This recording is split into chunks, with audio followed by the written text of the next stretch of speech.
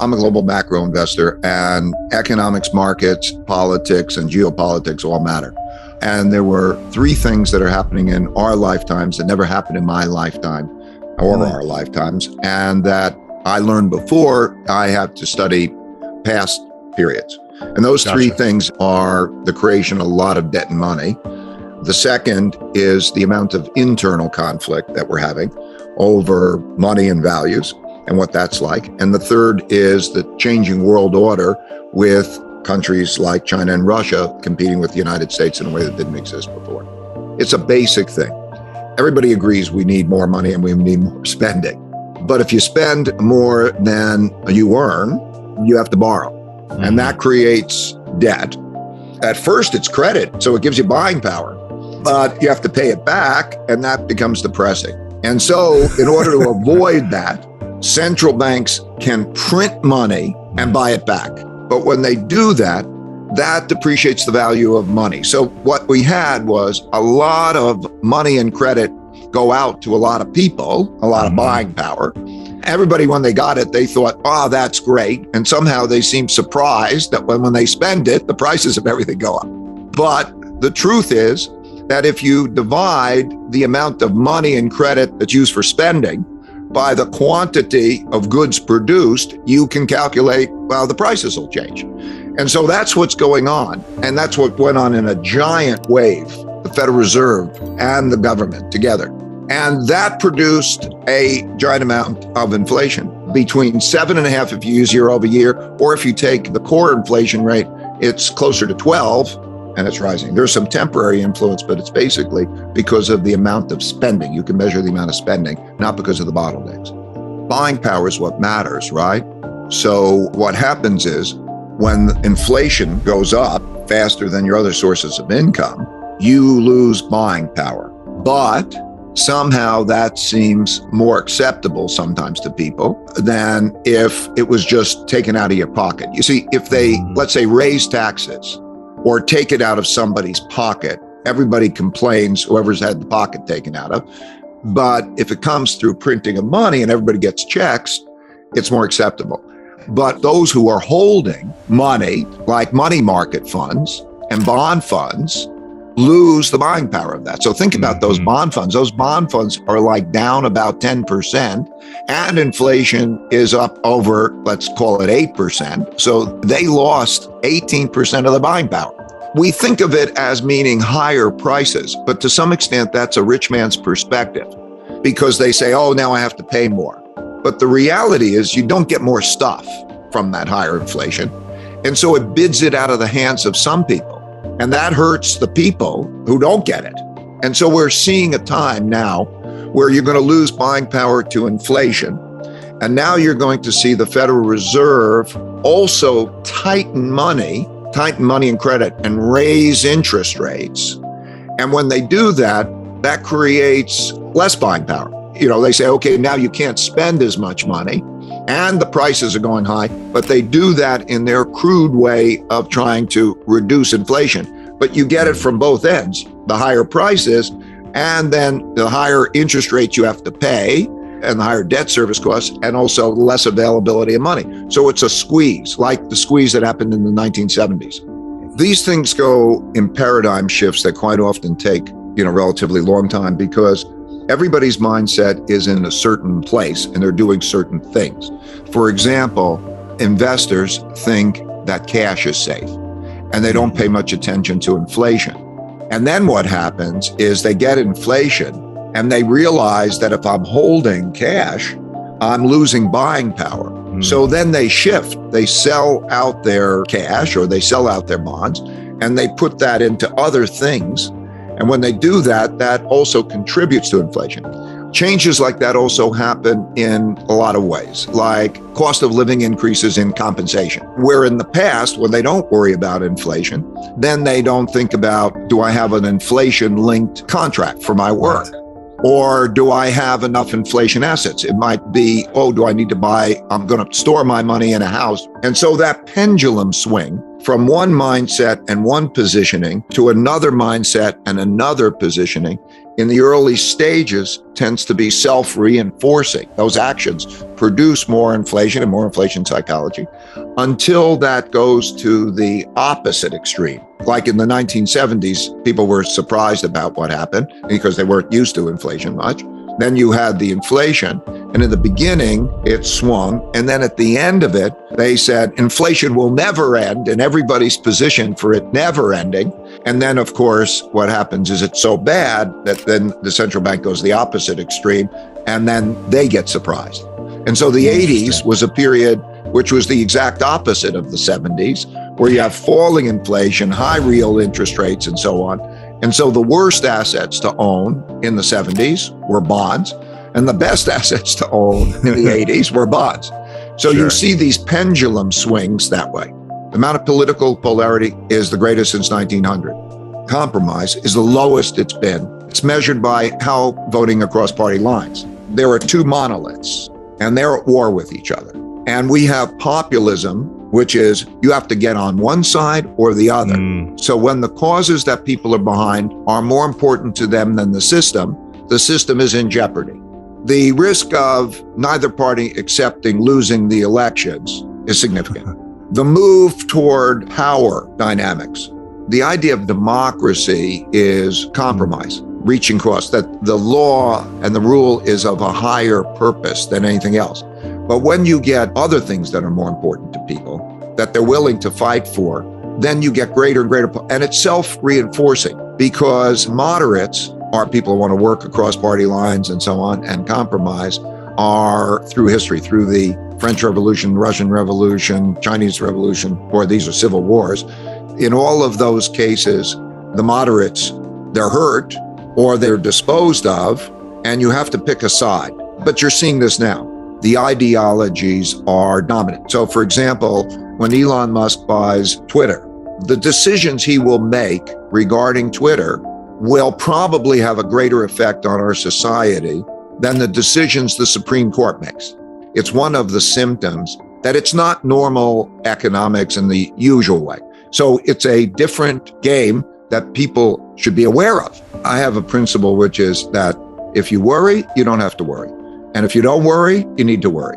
Because if you worry about things like, if you read about the consequences of what has happened in history, and you look at the likelihood and you say, okay, we can have this kind of a conflict, or we could have that kind of a conflict, external conflict, and boy, these conflicts are terrible. Maybe that sort of brings us more together, because we have the power together if we don't fight each other in that way, and we can compromise and so on.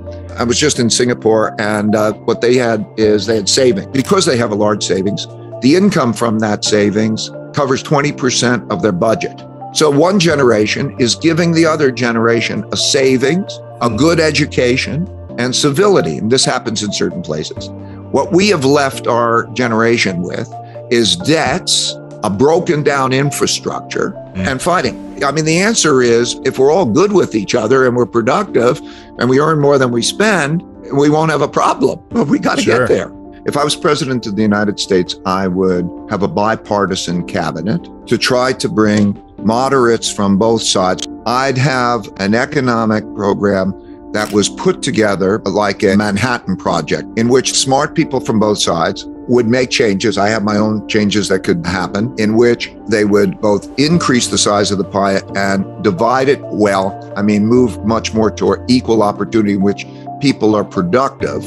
I'll describe the cycle. By an order, I mean like a world order or domestic order, the system that's in place run by the people who have the power, and then they determine what the system is like. So you change orders, usually by wars, because you have a conflict, and then, okay, how do you resolve the conflict? They have a war. So World War II ended in 1945. The United States won World War II dominantly. It became the richest country in the world, having 80% of the world's money. Money was gold then. It had 80% of the world's gold. And a dominant military. It had a monopoly on that, and it accounted for half the world's economy.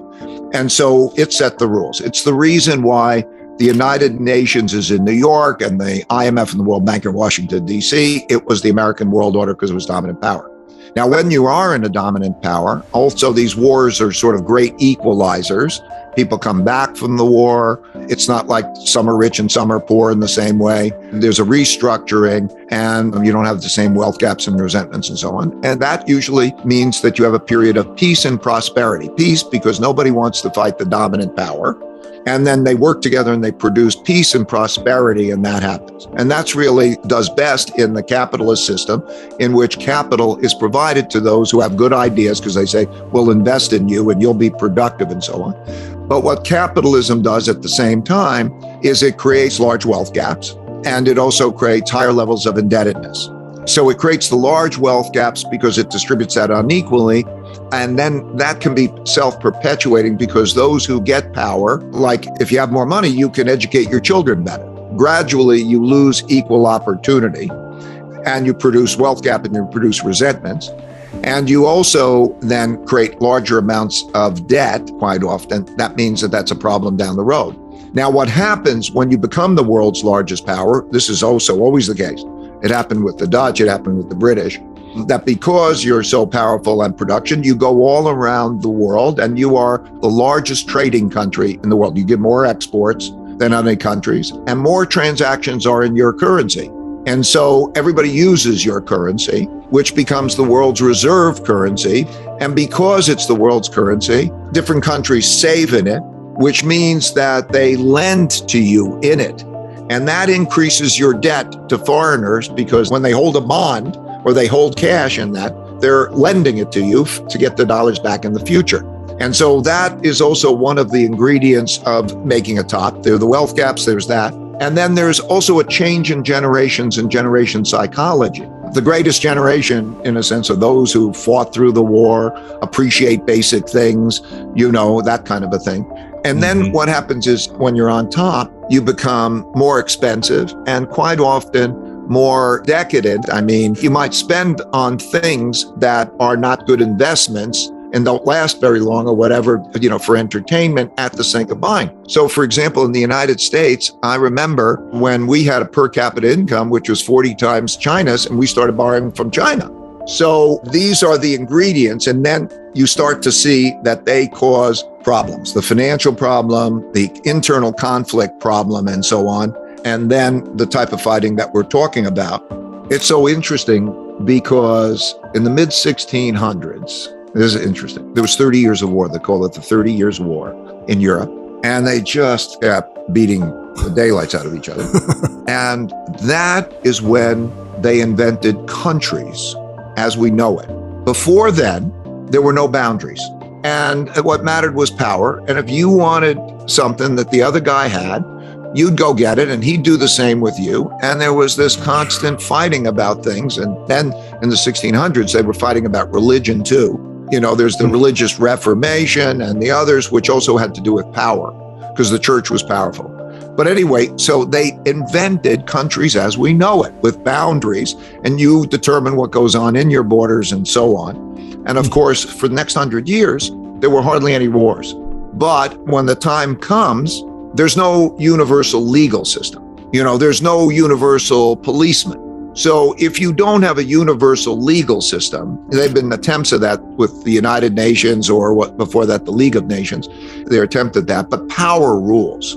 And so you're going to have tests of power. It'll come down to tests of power. I want everything that I do to not be opinionated. A very big leading indicator is the relative level of education.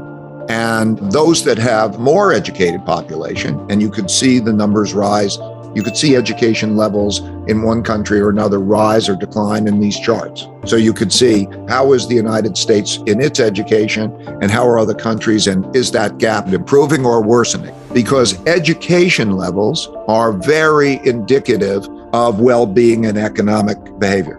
Rule of law, countries that have rule of law and respect for the law that keeps order and effectively, when crime rates go up, it's a problem. A very good indicator is corruption levels. There's a corruption index that all countries have. You can see how it changes. And as it goes up, there's a negative 52% correlation with the growth of a country and its corruption over the next 10 years. The USA is reasonably good on the corruption element. Russia is bad. It's interesting because these are predictors of the future.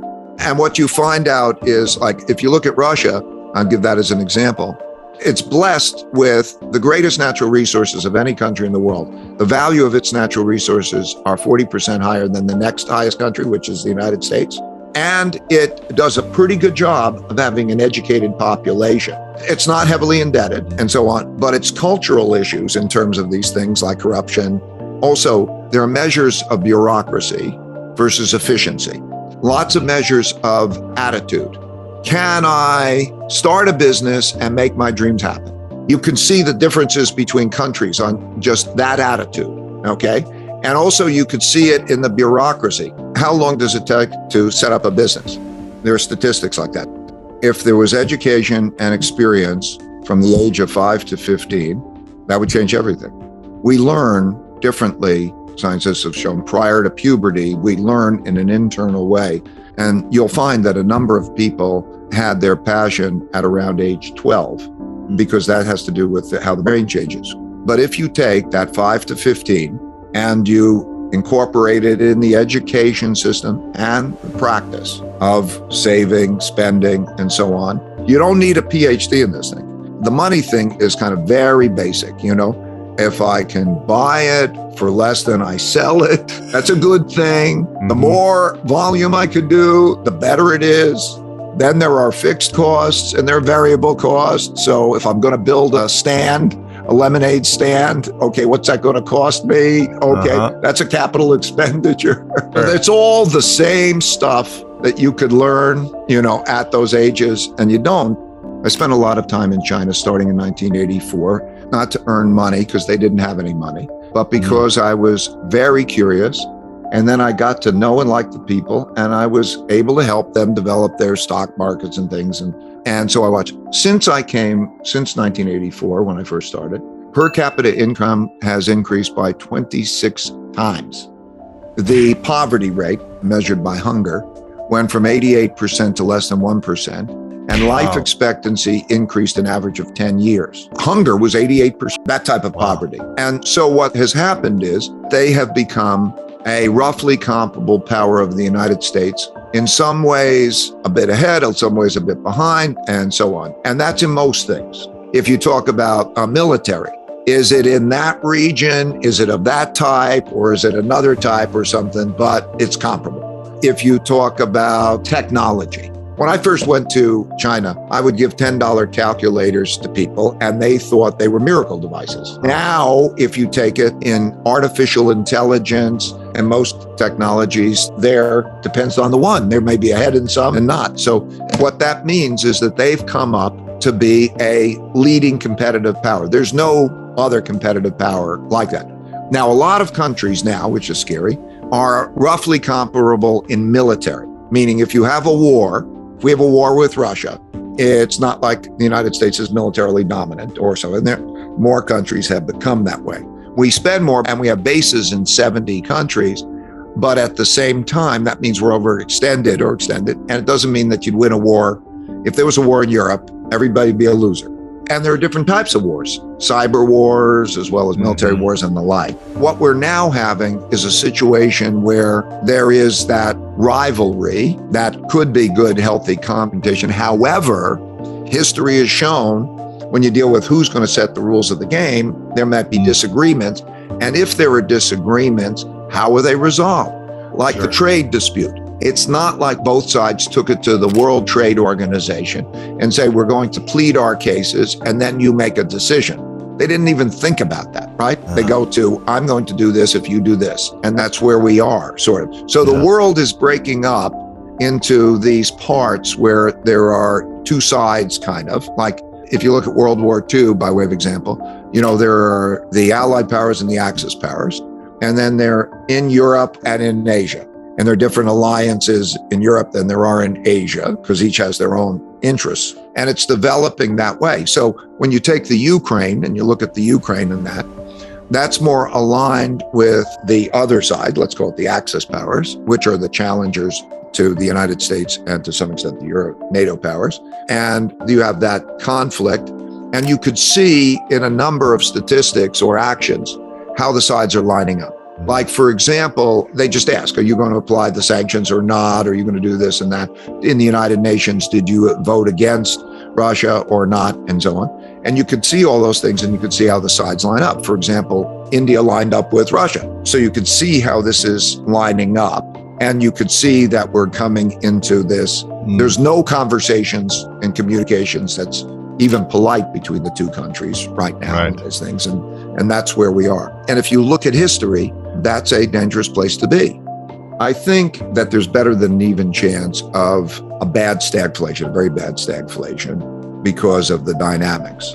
I'll say 1 in 3 chance, but I think it's actually probably higher than that we have a type of civil war, internal conflict, in which the rules are not followed, the compromises are not made, that maybe they don't accept losing an election, that there's movement of people to different states that they believe represent them better. And there's a polarity developing and they're going to different states.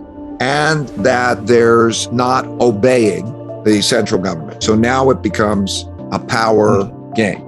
I'm in the business, I need to be objective because accuracy is my thing. I have to be as accurate as possible. I'm not saying that's accurate, but I'm saying when I look at that, I don't think, my assuming that's 1 in 3, I think it's actually probably higher than that there will be that kind of a situation. And I think it's higher than a 1 in 3, I think maybe significantly higher, that you get into the same conflict in the power internationally. For example, does Russia or the West win the war in the Ukraine? I'll define Putin winning the war as 3 things. He gains control of the eastern part of the Ukraine, Russia's economy is not devastated by sanctions, and he remains in power. And let's say, for example, he can attend and Russia attends the next G20 meeting. So that's him winning the war, because in the beginning of that, it was worth his cost. I mean, he wants more than that. He wants a neutral Ukraine or an aligned Ukraine, but he's not going to probably go and get that. But that's the minimum. Now, that's him winning the war. That's also kind of the West losing the war. But if he loses the war, if he loses that, he will probably escalate, okay? Because the war is now being played as a on the ground, armies to armies, and with sanctions. But he has other weapons. And rather than go down, he will probably escalate. That's a game of chicken. It's a very dangerous game. And there are other issues globally. For example, you're seeing these alliances work out, and the United States, for various reasons, sort of pull out of the Middle East, and you're seeing China more move in. And so these tensions exist and power exists. There are more countries that have nuclear weapons now than there were. You know, there's even talk of joint military operations between China and Iran. And so you see these sides begin to align. So if I say that there's a 1 in 3 chance of some kind of a military confrontation, that scares the hell out of us, or that is extremely, I don't think that sounds too high. I think it's larger than that. So that means I think we're headed for some risky times, because any one of those things is not normal. It's pretty bad. If everybody worries, they don't have to worry. If both sides think about what that's like and say, I can't, we must come together and make sure that that does not happen. The best assets to not own, that's the most important, I think, is cash. I'm quoted, cash is trash. There will be a tightening here for the time being. And that tightening will have an effect. It'll hurt asset prices and so on. But cash is not the asset to own. And bonds are not good to own, in my opinion, because it's debt. It's owning somebody's debt. And you won't get a return. Think of it, the interest rate will not reach the inflation rate. So that's the problem. Then what you have to have, I think, most importantly, is a well-diversified portfolio of other assets. Diversification is a very powerful tool because it can reduce risks without reducing expected returns. Now, there's lots of ways of getting what you think good investments are. They might be things you know about, local businesses and so on, or they might be stocks, or they could be maybe a little gold, or maybe a little bit foreign investing. Diversification is very important to do that in a balanced way. So I would generally say that would be what I would recommend. This was 1982, 83. I had to borrow $4,000 from my dad to help to take care of my family bills. So I remember thinking, how many weeks could I live if I lost my income? And I started counting in weeks. I think that's the way to do it. And then assume that its buying power over the next number of years can fall by 3 or 4% a year. Or if you put it in a risky investment, like stocks or something, it can fall by more. So cut that number maybe in half and have twice as much, because you have to understand that that's your freedom. That is your safety. So that first band, you must take care of that. Once you get past that and you feel, okay, I could take care of my family in a worst case scenario, then you have the freedom to then take other kinds of risks.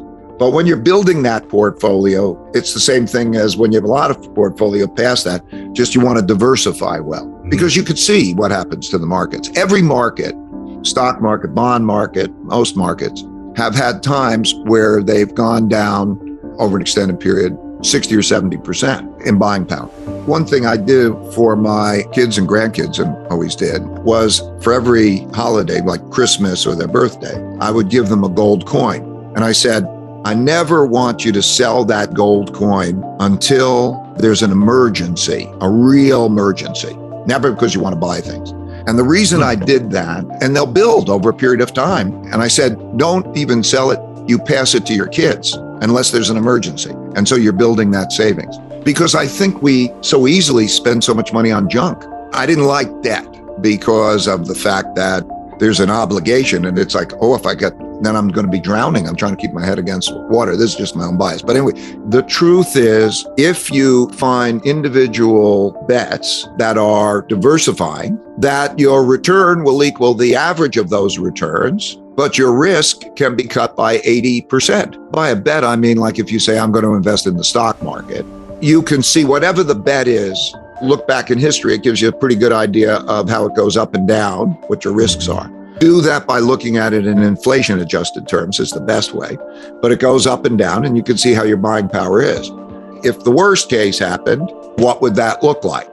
And I'm telling you, like I'm saying, that the worst case is when you look at that is something like 60 or 70% in buying power, whether that's stocks or bonds. However, if you do that with uncorrelated investments, like when commodities go up, bonds go down, that kind of thing, and you balance things, then you find some part goes up when the other part goes down. And by doing that, you can reduce the risk without reducing the return. Holy Grail means if you follow this path, this will be the key to your riches. 10 to 15 good uncorrelated return streams. I always have to think about what's the worst case scenario. Can I handle the worst case scenario, whatever that is? You can be a great investor, you can be great at anything, and it'll only be one time that knocks you out. One time will kill you. It's often the case that I believe I can produce a significantly higher return, I have, than the cost that I pay for debt. So it's a logical thing to do it, and I still don't do it much. And there's one thing about debt for consumption and debt for investment. Debt for consumption is really bad because the asset goes away and you're left with this obligation. And that's risky and it's stressful, piles up. You're living above your means. Don't do that. It's not a good idea. Whereas if you have debt for investment, you better be pretty sure that the returns on that investment will be higher than you have to give back in money in the form of both interest rates and the principal repayments. The best investments are typically those things that you're closest to, and they fall into two types. Those that affect your living standards. Like I think owning a house or an apartment or your residence affects your life a lot. And the cost of it is not the cost of it. In other words, you buy it at a certain price. It's not like the thing that goes away and you consume, so you'll sell it at a certain price. And probably you'll modify it over a period of time. You'll make things, and it produces kind of a forced savings that also brings you joy and brings you a better environment, generally speaking. So, and then the other thing is things that you might know really, really well. Is it your own little business? But you could still take the cycle. So those are the two things that I think that are good for. I should say that one thing, when I did that, I discovered the three forces that I mentioned. I discovered a fourth and a fifth that are very important and big. One is that, interestingly, acts of nature in the form of droughts, floods, and pandemics have had a bigger impact than the things I've been talking about in terms of cost more lives or toppled more civilizations and those acts of nature. So I think that's something probably that we have to be concerned about. But number 5, over long periods of time, 10, 15, 20, 30 years, the most powerful force is man's ability to adapt and invent. Here's a Great Depression and here's a war. And as you see those things, they look like blips on the chart of life expectancy, per capita income, and so on. So there's a tremendous capacity for dealing with all the other stuff if man can adapt to it well. And inventiveness during this period of time should be kind of, I think, really great, because what we're using more and more is types of technology, artificial intelligence and so on. The ability to think and collect data and use the computer to help us with that is a very, very powerful force. Now, like any forces, it's also a risky force because it can be used for bad as well as for good. I think the world will evolve. We will have these cycles in the world. So that's what you see. You see these cycles, and then you see evolution through those cycles and adaptation. And so I expect that. But I would say there's the probabilities I gave you before, that concern me. A lot will be unknown. We have a lot of potential and a lot of things to worry about. I think we're in an era of that money as we know it, which is a fiat money, is being devalued, and it's going to change. The dollar's role is going to change, and that alternatives are going to compete with that. So I wouldn't want to own money when you own a dollar, let's say, is in the form of a debt instrument. So you're going to get paid back in that. And I think it'll have a negative real rate, negative buying power, and so on in almost any currency. And they're all competing. So they're all devaluing, essentially. And so money is about the medium of exchange and a storehold of wealth that is portable and works in most countries. And now we'll find out what those things are. Gold is an example of one of those, and crypto is an example of those. Maybe NFTs are, and who knows? I think we're in a kind of a who knows kind of phase. New things come along, and I think they'll compete. People will start to think about, how do I have a portfolio of those things that are widely accepted, that I can and that maintain buying power? There's challenges to that. Like when you have a lot of volatility in it, it means that, oh my God, my owning it is more risky than my not owning it. And so that drives money into sort of other things. But anyway, we're going to struggle with that. And you're going to see digital currencies in different countries and so on. And I honestly don't know. I don't think one thing wins out. I do think that a lot of the crypto, like all markets, they go through phases. And there's kind of the bubble phase where it goes up a lot and everybody believes it and everybody's bought it. And then you have the adjustments and so on. I think there's too much emphasis in it because the total value, of Bitcoin or even the cryptocurrency is comparable to the value of Microsoft. One has to think, when one thinks of assets, I would rather think about the whole array of assets than to think about, just, is it going to be that crypto Bitcoin one? Yes. I think people could be too concentrated on that. And I think that could be dangerous. Diversification is my key. Let me start off by, I acquired it by an accident because it's the game that I happened to fall in love with. If you learn to play the game well, it pays well. Well, I think that's true with a lot of people who are coming up with ideas and building businesses and so on. They got excited about it, it works well, and then it pays well. To me, it's a serious mistake thinking that success is measured in such things because money has no intrinsic value. Okay, what does money get you and what do you need? Now, what I want is freedom and the ability to be creative and do that's what I want. And money helps me get that. It helps me help other people. It helps me have the impact. I like those things about it. I think that success is having the life that you want to have, as long as you're earning more money than you spend. And that can be spending very little and having a wonderfully luxurious life. I watch a lot of people don't have much money of different ages, sometimes young, sometimes older. They travel around the world, they backpack, they go to different cultures and different places. They can live in a tent and the most beautiful nature is available to you, or you can be in a hostel, or you can meet in so many different, and freedom and so on. I think everybody should almost experience that to know that they can have a great deal of freedom without a great deal of money. And that status thing is a silly thing. Okay, that's like being hung up on living your life for approvals. And so don't get on the track and lose sight that, okay, what is it that you really want in your life? What is a successful life for you? It's not measured by how much money you have or how much status you have or almost that other stuff. It's measured in, like I would say, meaningful work and meaningful relationships. If you have something as your work that you're into and your craft and it's a thing you love and you have meaningful relationships, I think those are the most important things to make a rich life.